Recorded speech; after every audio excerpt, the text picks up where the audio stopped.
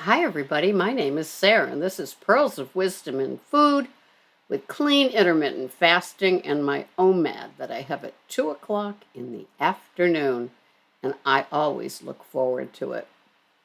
It is so simple, and I feel so blessed, and it's just wash, rinse, repeat, and then I enjoy my meal.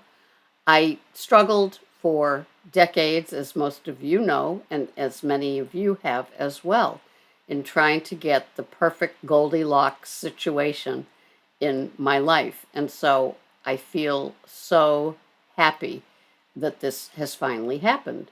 And so, what do I do every day? Well, nothing really. I don't have to fret and think about it and just get all wrapped around the axle. I don't know how many of you did that, but it was like always wondering and weighing and measuring and, looking at myself in the mirror and hoping the jeans would fit. And when they didn't, it's just, just all the stuff. I just turned 73.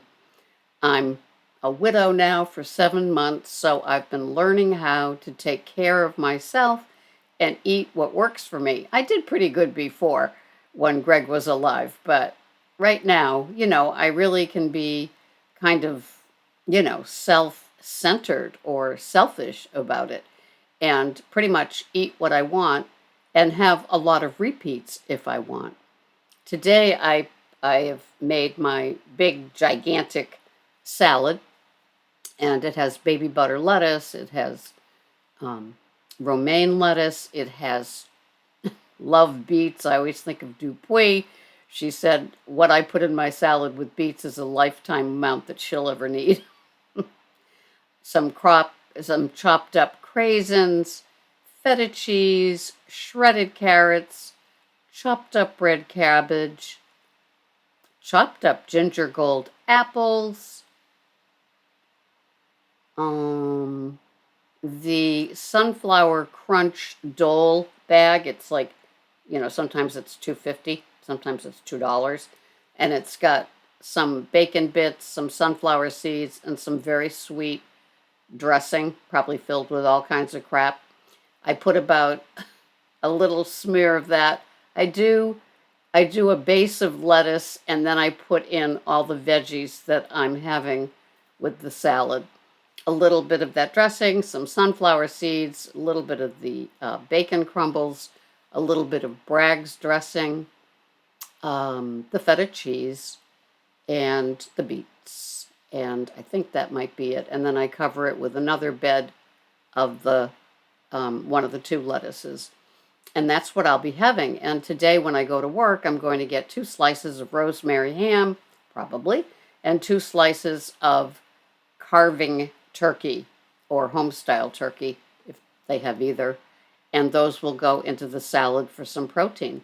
And I'm just going to enjoy it immensely because it's the sort of thing that I love. It's very hot, it's very humid, but it really doesn't matter because I can put on the AC and eat in a controlled environment, and then I have it.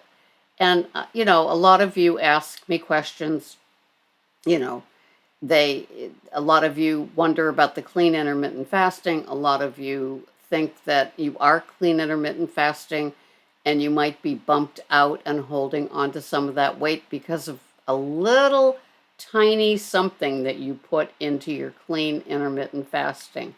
The only things that I have during my clean intermittent fasting are plain water, and dark black coffee, unflavored, unsweetened, anything, except sometimes I add some sea salt to it.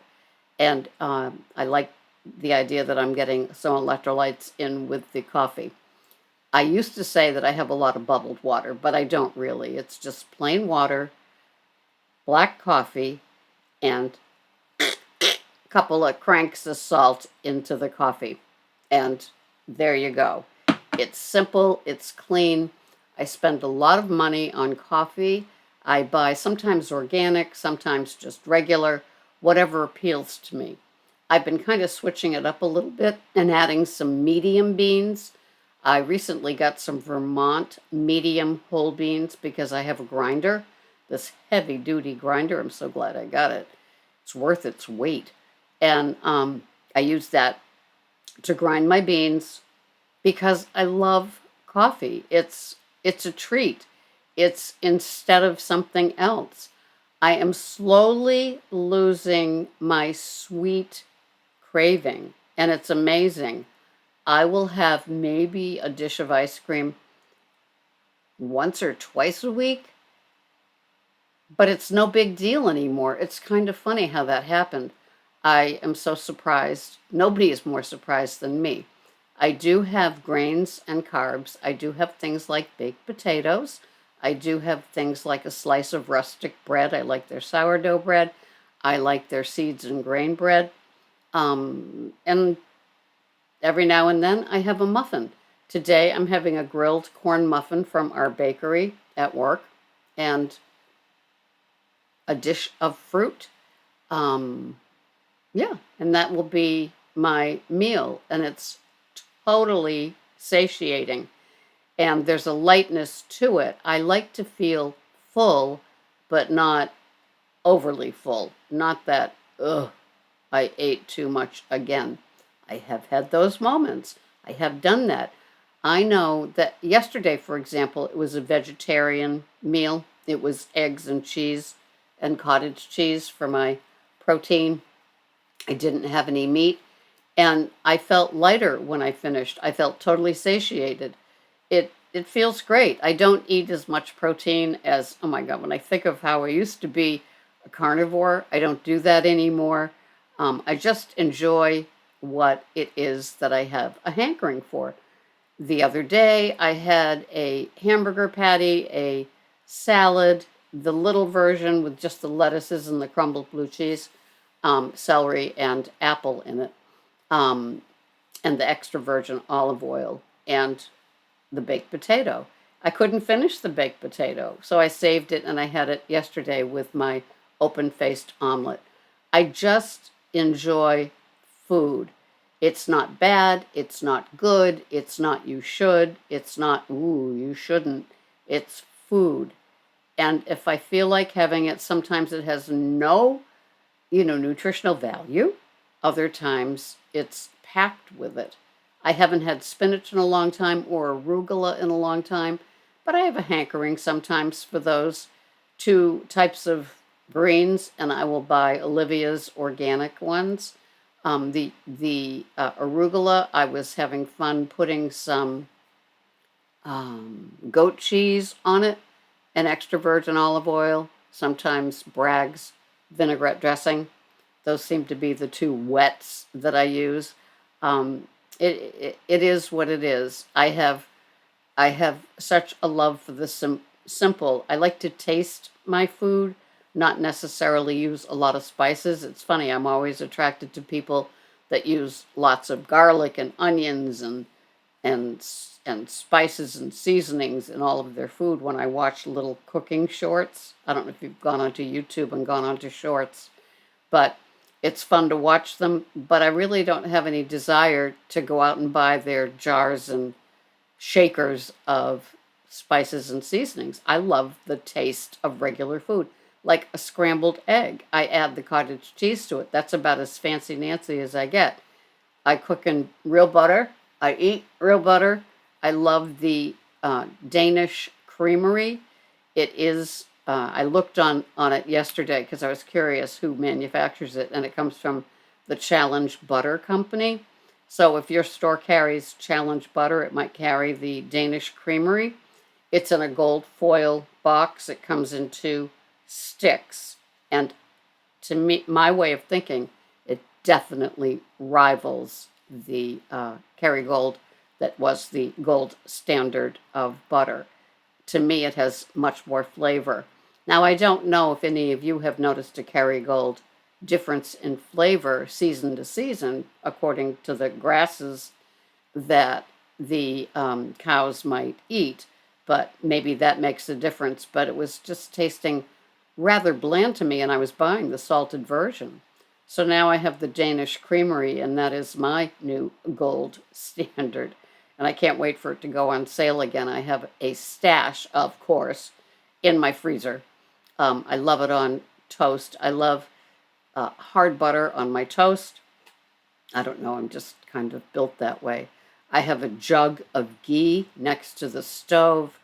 For oils, for spray oils, I have avocado, coconut, extra virgin olive oil, ghee for spray oils. And for jugs of oil, I have extra virgin olive oil, avocado oil. I've got Fancy Nancy ghee. As soon as this jug is gone, I'll work on the Fancy Nancy's because I really don't use them for anything else except cooking. And that's about it. You're supposed to stay away from canola, vegetable oil, soybean oil. So if you buy bottled dressing, and it's not Bragg's, because Bragg's doesn't have the ingredients in it, the soybean, the canola, the vegetable oil, look at the ingredients on your jars, your bottles of salad dressing, because it's filled. And a lot of them say that inflammation comes from the seed oils more than having the processed foods. But if you look at the processed foods, what do they use? Canola oil, soybean oil, vegetable oil. So those are the things that you might want to avoid. If I do have something like a potato chip, I would have a Cape Cod chip. I think they are cooked in canola, but it's like one serving a month. That's why I don't have it that often, because when I open up the bag, they're already stale. But I had some left over after Greg passed because he liked his Cape Cod chips. But I eat pretty clean, and I enjoy doing it. It's kind of fun. I don't mind repeats. It's going to be interesting when we get into the pot roast sort of season, because I used to love to make pot roasts and beef stews and roast porks and things like that. Right now, I've done just simple things like in my wok, my little mini lodge wok that I got, cast iron wok. I use some ghee, and I cook like my burger, or I will cook a pork chop in coconut oil. Oh, coconut oil is another oil I have in my next to my stove, and I love them. And so that's about as far into the cooking that I've gotten. I do have steaks in the freezer.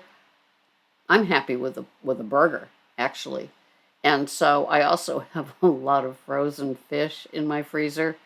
I'm just not pulled towards it. I don't know. Maybe I'll donate it to the homeless shelter. They'll eat it more than I ever think I will. Tuna, swordfish, yeah. I have a shellfish allergy. I never did. And then one day I did. And I tested it a couple of times. It's never gotten better. So that's what I do. I just keep it very, very simple. It's the one meal a day. Am I starving while I'm clean intermittent fasting? I hear my stomach gurgle. It's always funny because around 6 a.m. it says I'm ready. And it's like, well, you got 8 hours to go, silly little stomach, because I'm not eating until 2.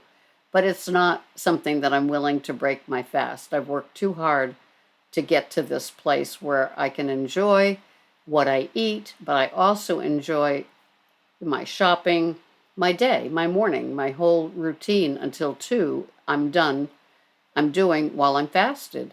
And the only things that I have, like I said, is the black coffee or the water with the of some sea salt in it. And it works. And if you ever have a hunger craving, a lot of people have said, have a glass of water with some Himalayan salt. Other people say, set the timer on the stove for 10 minutes. And if you're really seriously thinking of breaking your fast that you've worked so hard to get used to, then have something. I've never been that hungry. It's my head. I have a head hunger because I'm a food addict. And so all those years of never having enough, growing up in an alcoholic home, food was not on my mother's short list of things, as I've often said here when I've done my little, waybacks. My parents ordered booze and it was delivered to the house by the case. A case of see-through, vodka and gin, and a case of vermouth, and a case of the brown stuff. They loved their I think bourbon or rye or something. I don't know. It makes me nauseous to think of it. So food was not on their short list to ever have in the house. So of course, I don't know if it was, destined for me to become a food addict, but it was something that was in short supply. So that's what I liked. And so that's what I did when I babysat. And so the addiction stayed, even though the availability of the items remains. And here I am working in a grocery store, walking by the things that used to be totally binge foods, total binge.